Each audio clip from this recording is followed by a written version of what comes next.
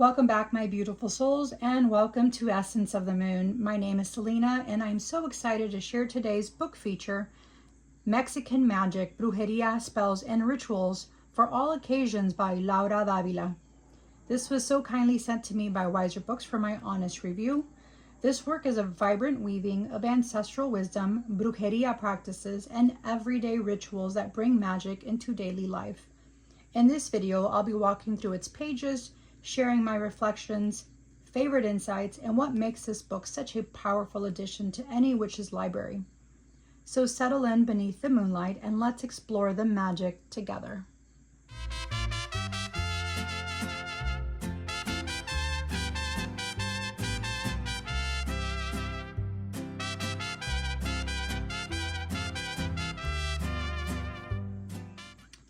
Okay guys, thank you so much for sticking around to this walkthrough of Mexican Magic, Brujeria, Spells, Rituals for All Occasions.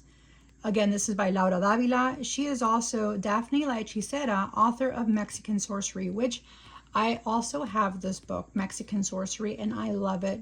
So when I saw that Weiser Books had this, I requested a copy be sent to me. And although they did send it a while ago, I had to review this several times and actually use it to see how it worked in my magical practice. But first of all, let's look at that cover, guys. Let me zoom in for you guys. Isn't that beautiful? I love to see both the angel and the devil with some nopales and Sacred Heart all in the sun and the roses all showing on the cover. It's beautiful, guys, beautiful. So this dicho or saying refers to Mexican belief that good luck is a matter of fate. Sometimes you are born with or not. Mexicans traditionally attribute their good or bad luck to a greater force, to God's will, even to the stars in the sky. Being born with a star is a blessing. While some gain their luck through fate, Laura Davila believes even more in faith, virtue, and purpose. Though there are some people who are born with a natural gift for magic, there are many others for whom life itself pushed them towards using magic. The best brujos and magical people are not those who necessarily started off magic. The best started off magic in perfect circumstances, but those who looked at magic as a skill to be mastered. Mexican Magic offers an overview of magic and spells from across Mexico for daily use.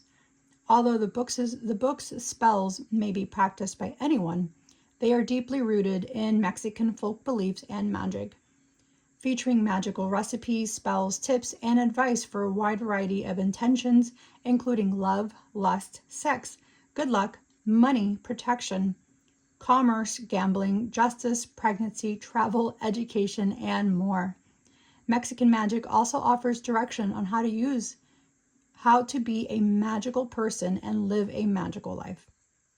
Laura Davila is a fifth-generational Mexican witch, a longtime practitioner of Mexican hechicería, brujeria, folk Catholicism. Born and raised in Mexico, Laura has lived in the United States since 2010. Laura identifies as a bruja de rancho, or a ranch witch, a term with great resonance in Mexico, indicating knowledge of botanicals and the natural world. The author of Mexican Sorcery, Laura is also a tarot card reader and a flower essence practitioner. Follow her on Instagram. Okay, guys, let's dive in to this wonderful book.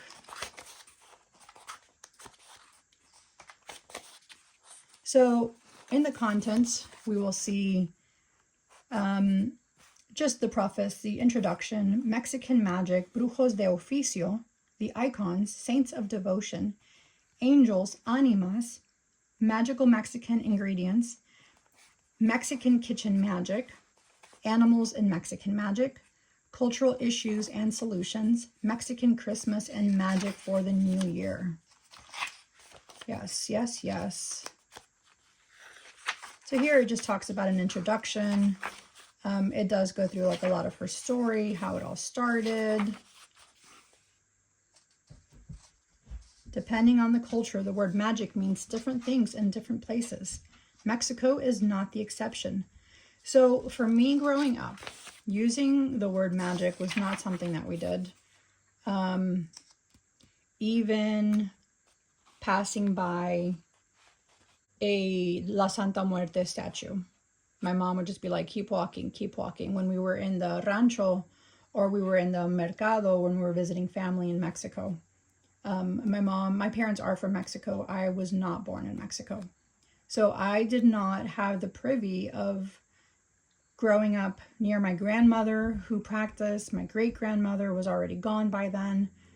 I did not have that, and I'm just now, well, not just now, but in my 40s, have learned to pick up on what my ancestors were wanting me to learn all along, which explains why I'm huge on ancestral worship and veneration, and why all of that to me is very important, because I'm reconnecting to my lineage, to the magical abilities in my family. I mean, like my great-grandmother was reading, she was reading tarot, or her own cartas, her own cards, back in the early 1900s.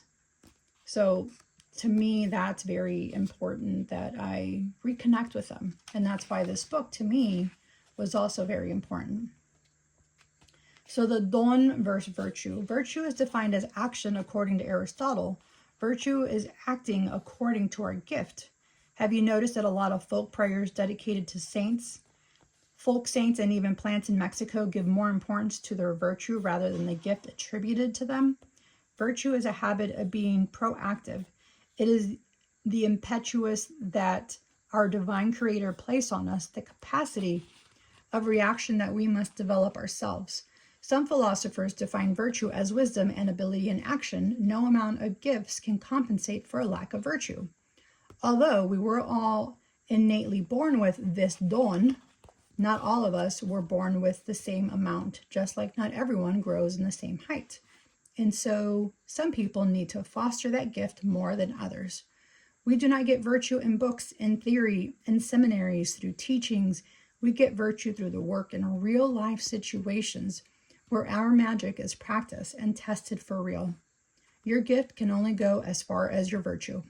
So I wanted to point that out, because when I first read that, and then the word don is derived from the Latin donum, and is defined as extraordinary or special ability to do something. It is the innate quality, this gift we were all born with, without exception, as part of our potential treasures from very moment of our birth. But to get the work done, you need more than gift. You also need purpose and virtue. So although some people are born with the gift, a lot of them do not practice it, do not use that virtue or that don that they have. And it's just there. It's just like a dormant quality. So having purpose and courage, I think that was for me, my thing was having purpose and courage, because I was doing what nobody in my family was doing, my immediate family. My mom wasn't doing it. My siblings weren't doing it. I just knew it was there. I knew it was a dormant part of our family. I felt like it probably skipped a generation, or it was something that wasn't really discussed, because being raised Catholic and being raised in the States, it was like conforming is what I saw it as. And that's just not me, guys. I'm not going to conform. I was loud and proud of who I am. I'm loud and proud as a bruja. And, it's something that I'm very proud of, and something that I'm proud of to connect with my ancestors who were. So, brujos de oficio are revolutionary in the spiritual warfare sense. They are brave, resilient, adaptable, and very strong. These brujos remind me a lot of Adelitas, who were iconic women with a lot of cultural and historic importance in Mexico. Adelitas joined the Mexican Revolution in 1910, playing various significant roles that were not even prepared for, like doctors, nurses, soldiers, cooks, logistics, and burying the dead. There were no other options but stepping up. And the term Adelita is entirely anonymous. They were just simply women trying hard who performed the best they could under extremely arduous circumstances. Just like the Adelitas trade witches living through difficult times had to be as strong and as willy as survivalists. I love that term, Adelitas, especially during the revolutionary time. It's so cool. I mean, trade witches were not even called brujas or brujos. Most of the time, they were not even called by their own names. It was simply la señora que cura, and that's true. La señora que te arregla el problema, meaning the ma'am who heals, the ma'am who fixes your problems. Or it would also be, it was simply let's go para que te soben, vamos para que te soben, which means to give you a massage if you had empacho, like an upset type of stomach, or you had too much aire, too much air, and they had to like give you different types of local remedies to help heal you. Or que te pasen el huevo encima, like if you had a mal de ojo and they took you to someone pass the eggs on top of you. Like stuff like that was done to me, but it was still like a very, very hush-hush type of thing, you know, like it's not something that was done out in the open. It was very much hush-hush. La Cruz del Dia, the cross of the day. My parents are such hustlers. When I was a little child, my parents had several shops, and still to this day, my dad is a successful salesman. That is my mom. My mom's the same way. She always found a way to make money. She always sold things. She had a little tiendita, or a little store behind the house, where she would sell CDs and perfume and makeup and belts and boots from León, Guanajuato when she would go visit. She'd drive from Guadalajara to Michoacán to León to go and buy specific handmade items that were going to sell in Mexico. Jerseys from football players or soccer players. You know, it was just, my mom was the same way, you know. La cruz que abre caminos, the cross that opens roads. So among the countless rituals the Mexicans have developed over the year, we have one that is called the road opener, or abre caminos. And it's a combination of different beliefs and faith, but the ritual is a reminder of what was already there and what was brought. So you'll need an abre caminos candle or a white candle, 7 abundance grains. So you would use like corn to be substituted as needed, or they can find substituted as needed, like white rice, corn, black beans, lentils, chickpeas, pinto beans, fava beans, mustard seeds. You'd need 4 coins of the same denomination, a big plate, and a big bowl. In the big bowl, you mix the ingredients and the coins together, except for the mustard seed. Rub the ingredients with your whole hands and put all your energy into those ingredients. It's like you're masándola. It's almost like you're like kneading the dough, but you're kneading the rice and all the energy into it. Do not focus on anything specific. This is not for a spell like that. This is the kind of spell work you do where you let the universe, God, and the saints surprise you.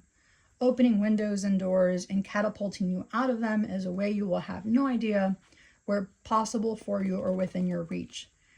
So you would feed the seeds and then the 4 coins, and you're going to form a cross with them and place the mustard seeds and the white candle in the middle. Light the white candle and place a coin at each cardinal point. Then say the prayer to the divine providence.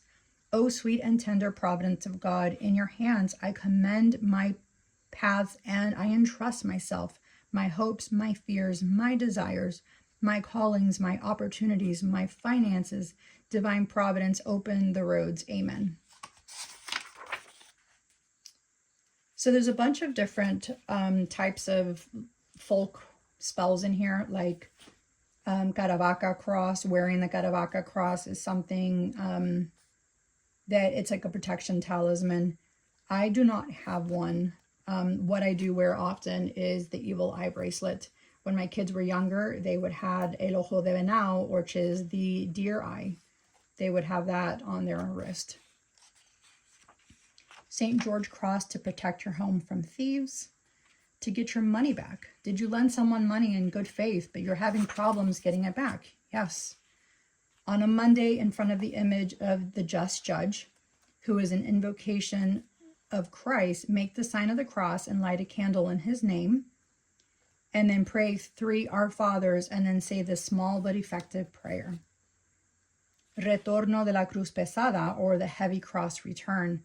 If your lover is wandering or they have already left, there is a simple return to me type of spell you can do for them. But for me, I see it as they already left, que te vaya bien, which means hope it goes well. I don't want anything coming back to me. Los 1000 Jesuses, the 1000 Jesuses. Praying the 1000 Jesus is one of the more important magical religious traditions that exist in Mexico. They consist of invoking the name of Jesus 1000 times. And it's possible to defeat the forces of evil and obtain divine protection against witches and their nefarious spells and curses. Here we have La Devoción de las 33 Credos, and that's the 33 Creeds devotion. The Mexican scapular, which is another one that you can, it's like another necklace with like a leather piece hanging on there, and it has different types of images on there, inscriptions on it. My kids would wear that. But they'd have like different type of scapulares in Mexico, which was La Virgen de Guadalupe or Our Lady of Guadalupe, Saint Benedict. We had Our Lady of Mount Carmel, Mary Green felt scapular, and Saint Jude. I think my kids had the Saint Jude one. That was something that they would get with like when they were baptized or do their first communion or their confirmation. They would get all of that stuff. Saint Antonio de Padua, or Saint Anthony of Padua, also known to help change matters related to love. He was a prominent saint and doctor of the church. An upside down Saint Anthony statue for marriage.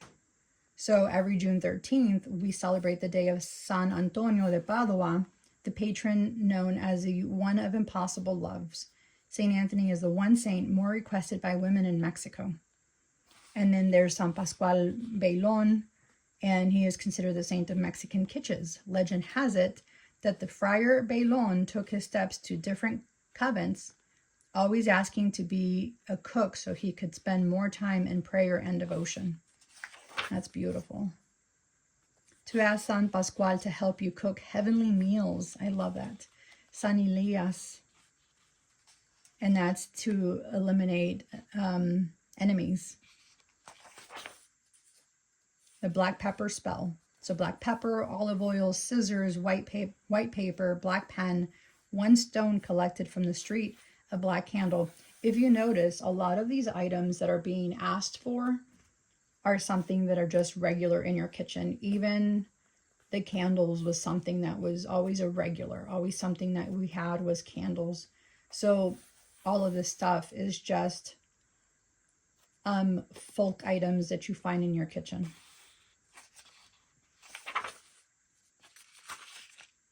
San Elias Suripanta banishment spell. So here's another one with a sword charm or a necklace.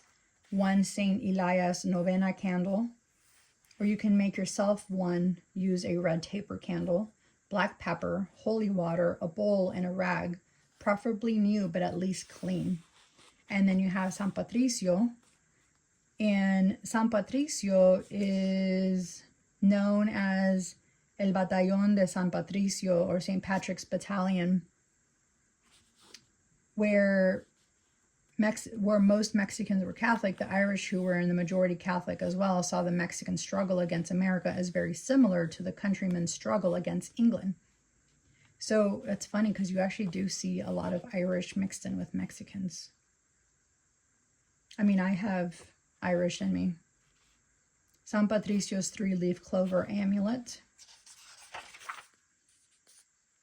So instead of a 4-leaf, it's a 3-leaf. Holy water from the church dedicated to St. Patrick, which we do have a St. Patrick around the corner from here. I think everyone has a St. Patrick around the corner from where they live. a clean rag, and that would be suerte rápida oil, and then St. Patrick candle or a green candle. San Mateo for tax problems. Yes. And then you have angels. So for us angels, at least in my home, angels were huge. Like you had angel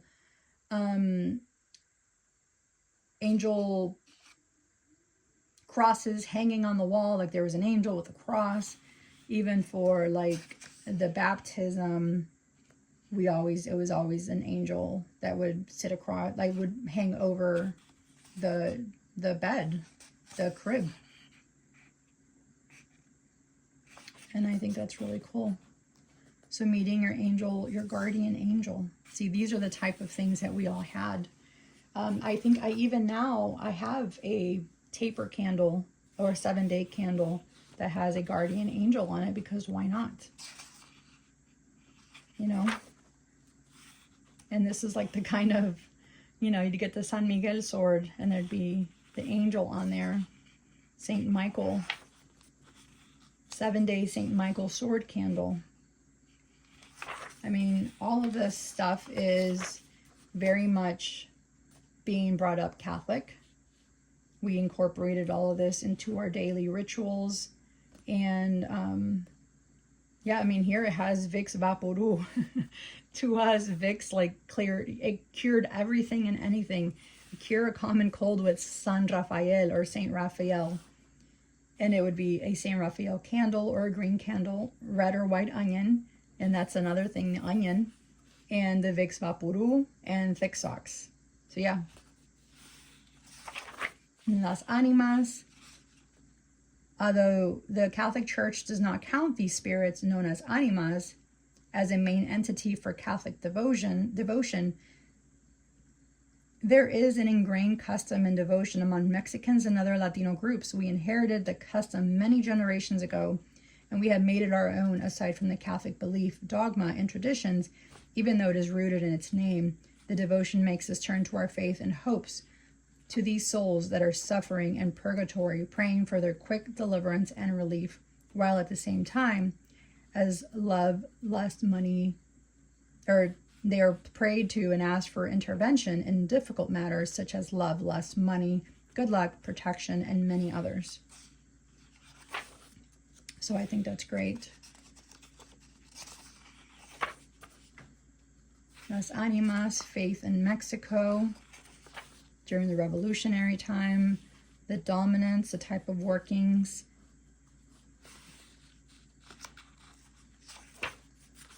And here La Anima, and I do have La Anima in one of my pictures, one of my oracle cards. So the Anima Sola Shrine, prayer to the despair spirit. This is a type of working where the objects is that the emotions of the target overflowed to cause them to react impulsively or primitively. Their aim is to cause anxiety, anguish, and in some cases remove remorse and suffering in our targets due to not being with another person. The target experiences feeling that their life has no meaning without being with the person doing the desespero. And the target loses the ability to enjoy or carry out their daily life if they are not close to the person who is working them magically. So this is something I personally would not do, but to others, to each their own, you know. But I think it's still part of my culture, and I appreciate it for what it is. So here you'll see a lot of more of the saint workings. Anima of the Metropolitan or Cathedral of Guadalajara, which is beautiful. If anybody has been there, the Cathedral of Guadalajara is just absolutely gorgeous. Gorgeous, gorgeous place. So Anima de Retiro, or Anima of Retirement, to get rid of undesirable people. And they have Las Animas de la Basura y Magia en la Cocina, which is trash can, animas, and kitchen magic. But they're getting rid of undesirable people.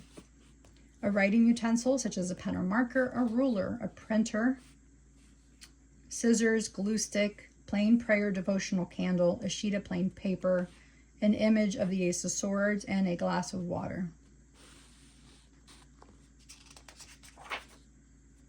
you guys want to screenshot that, any of this stuff, go ahead and do so, or just go ahead and buy the book, because you will not be disappointed. Mexican magical ingredients.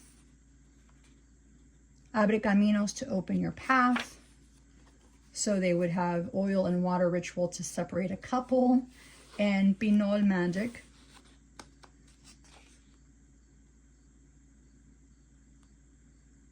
Pinol or pilonillo is roasted ground maize, which is then mixed with a combination of cocoa, agave, cinnamon, chia seeds, vanilla, and other spices.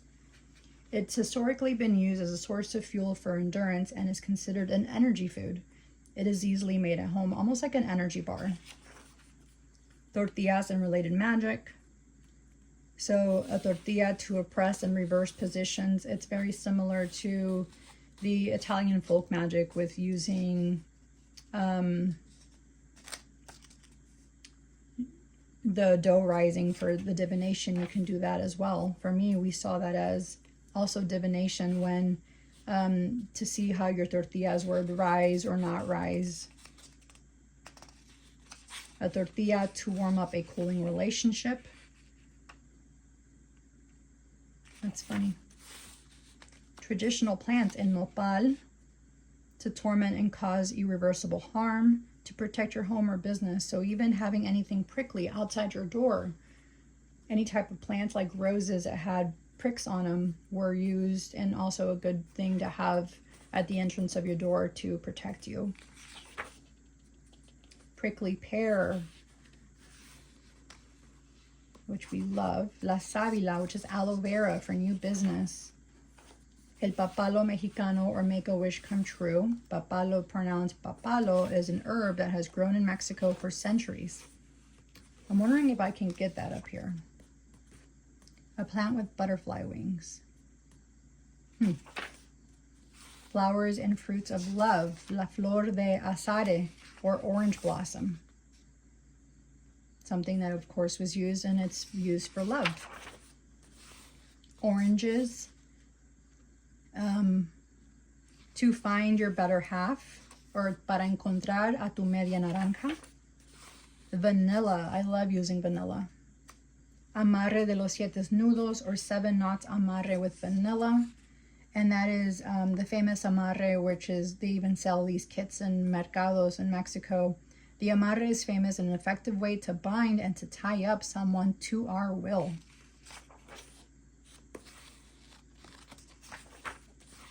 Oh, el molnillo. I love this thing for your chocolate.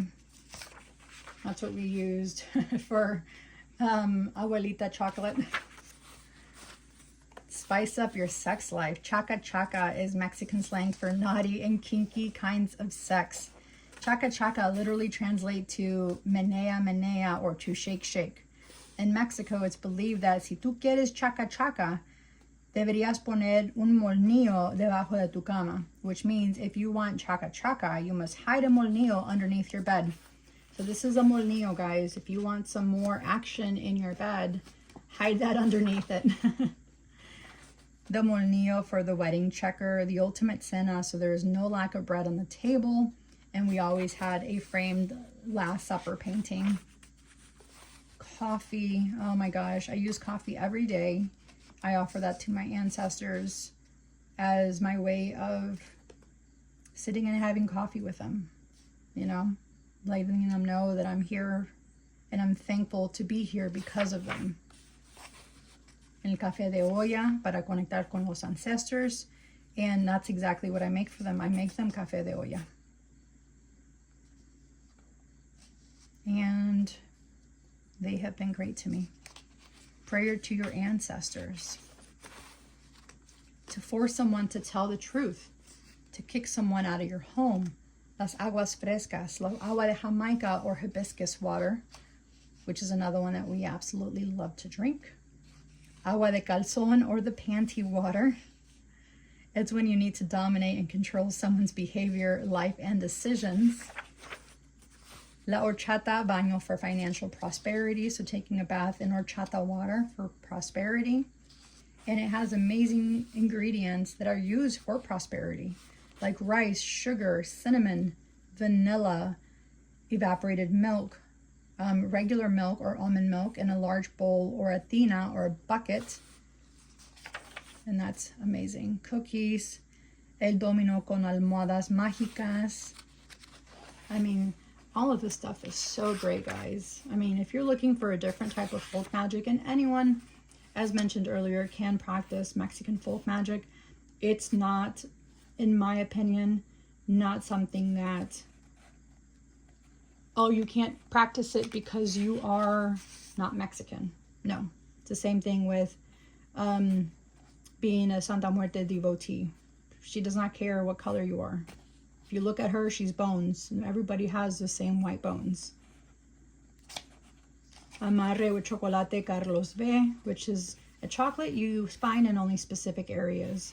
But I have seen it on Amazon, the Carlos chocolate. San Marta amarres en colonial and contemporary magic. Saint Martha amarre for marriage, and that's using 2 poppets. Salt to avoid salaciones and bad luck in your kitchen. Potatoes to remove salt from your home, which you would add if you overdid your cooking and you added too much salt. Then you put in a potato and that soaks up a lot of that salt. To prevent indigestion, brujeria or ill intent in food. Traditional tea to cure brujeria ingested through food. A sugar bath. El pan de los pobres para pedir un milagro, or St. Anthony bread to ask for a miracle, but it's translated as a bread of the poor to ask for miracles. San Cayetano, el santo del trabajo. So Saint Cayetano is a patron saint of unemployment, job seekers,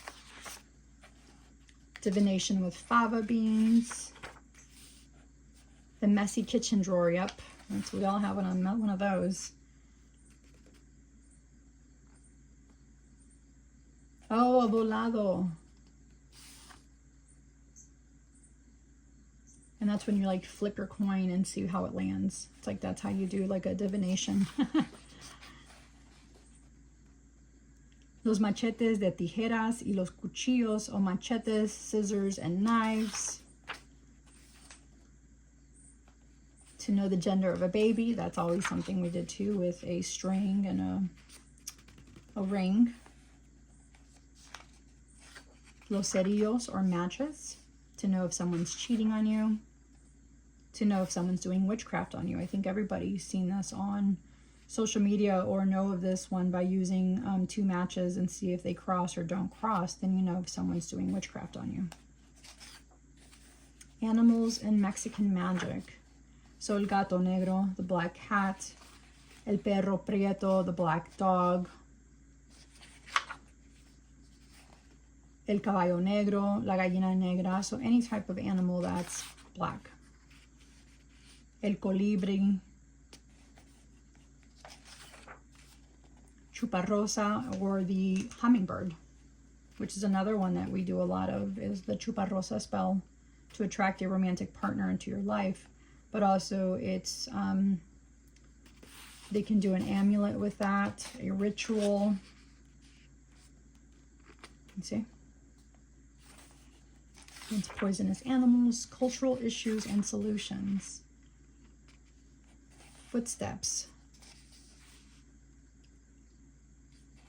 A work of domination. So if you see someone and they step across dirt and they leave their footprints, you can go ahead and gather that up, and then you can use that as a working to dominate that person. Evil eye in babies. So here we have the ojo de venado that I mentioned earlier, or eye of a deer. The aceveche bracelet, which I have thanks to my brother Ramon. Pulsera roja, which I also have. Medallas de santos, which I also have, or it's a saint bracelet. Pulsera roja is a red bracelet. Family protection. El to cure mal de ojo in a baby, or limpia con huevo. And it gives you the necessary steps and where to start on the body when doing an egg cleanse while praying the Apostles' Creed. Mexican suegras for your monster-in-law. I'll leave this here if anybody needs to take a screenshot of that. Take a screenshot if you need to do something against your mother-in-law. And here's the other side of it. Infidelity in Mexican culture, to keep a Sancho or Sancha away, or that's like a side piece. For hiccups, I always did a thing with hiccups. I'd put a string with my saliva and put it on the baby's forehead. It's another Mexican granny remedy. Lemons used. Scare away evil spirits. Wear your underwear. Should be worn inside out to untie knots in your life. I love that. I didn't know that about your underwear. Mexican Christmas. Las Posadas, which start on December 16th to the 24th. And that's like, Las Posadas are like offerings, like lodgings, and you'd have like different parties in different parts of your neighborhood. And then people there would be giving you food and sweets and drinks and all of that stuff during that time. Noche Buena and the flowers, the rosemary, the 7 coins, the piñatas. Hang a key to open your path. A donkey, which we all know where the donkey comes from. A star at the top of your tree. Noche Vieja, or Día de los Inocentes, or the Saints' Day. La Barrida del Año, so New Year's sweeping. Out with the old, in with the new type of thing. Zapatos nuevos, new shoes. El cubetazo de agua, the water bucket. El frasco de la abundancia para Año Nuevo, or New Year's abundance jar, which I do. Año Viejo doll ritual. I need to probably do this since we're in September. Rituals for travels. Yeah, we did that. We'd run outside with our luggage in hand at the stroke of midnight on New Year's Eve, not to New Year's Day, to travel more. And then you would wear a specific color underwear. And you'd eat so many grapes. Here we go, 12 grapes. Golden corn. Oh, I love this. I'm so excited to bring back my Mexican heritage. Borreguito de la abundancia, or abundance lucky sheep. Oh, this is phenomenal. Thank you so much, Daphne. Or Laura, but Daphne la hechicera. I love this so much. I can't wait to start using this and kind of getting back to my roots, my Mexican roots, you know. So thank you, my beloved mystics, for joining me as I shared my honest review of Mexican Magic by Laura Davila, a book generously sent to me by Weiser Books. Whether you're exploring your heritage, deepening your practice, or simply curious about the heart of Mexican brujeria, this book shows us that magic is alive in rituals, in the land, and the stories passed down through generations. If you enjoyed this review, please like, share, and subscribe so our circle continues to grow. And as always, thank you for sharing the sacred space beneath the moonlight. Until next time, my dear friends, may your path be blessed and your spirit strong and your magic ever so true. Bye, guys.